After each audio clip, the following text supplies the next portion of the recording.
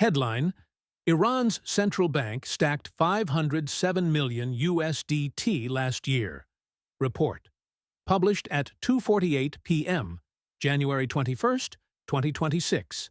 The Central Bank of Iran, CBI, built up a stash of at least $500 million worth of Tether, USDT, last year as part of its efforts to bypass global sanctions. The bank is also no longer routing it through its favorite crypto exchange Nobitex.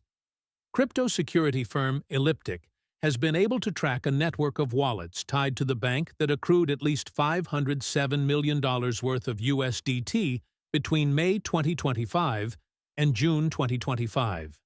This figure should be treated as a lower bound on the amount of USDT acquired by the CBI, Elliptic noted. The firm also believes that the USDT may have been used to direct US dollars into the local market and help prop up the price of the Iranian rial during a period of economic decline last year. Elliptic's research mapped out a network of wallets helping to move over $500 million worth of USDT. Read more: US hits Iran's shadow banking network in Hong Kong, UAE. Additionally, Elliptic believes that the USDT was gathered to help Iran's government bypass sanctions and work with its own banking network that treats the currency as digital off-book Eurodollar accounts.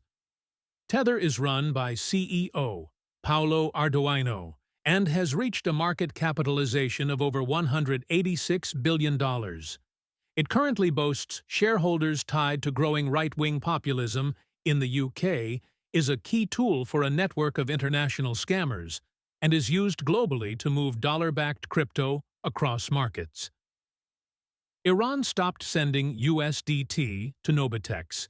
Most of the USDT was sent to sanctioned crypto exchange Nobitex in the first half of last year.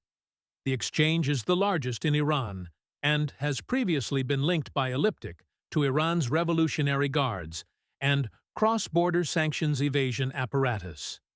However, by June 2025, the USDT was redirected away from Nobitex and instead bridged from the Tron blockchain to Ethereum, where it was converted into various other assets.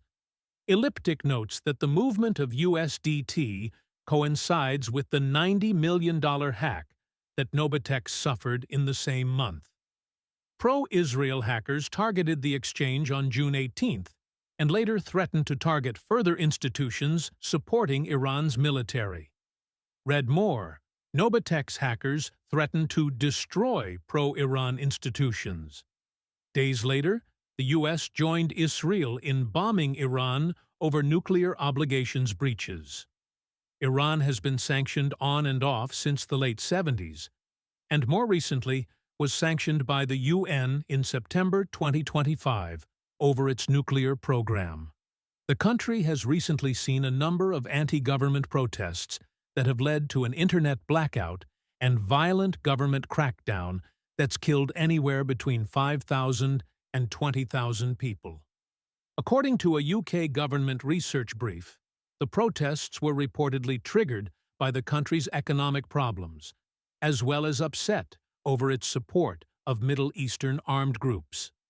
It also highlighted a desire for the country to return to a monarchy, specifically under the rule of Reza Pahlavi, who was exiled in 1979.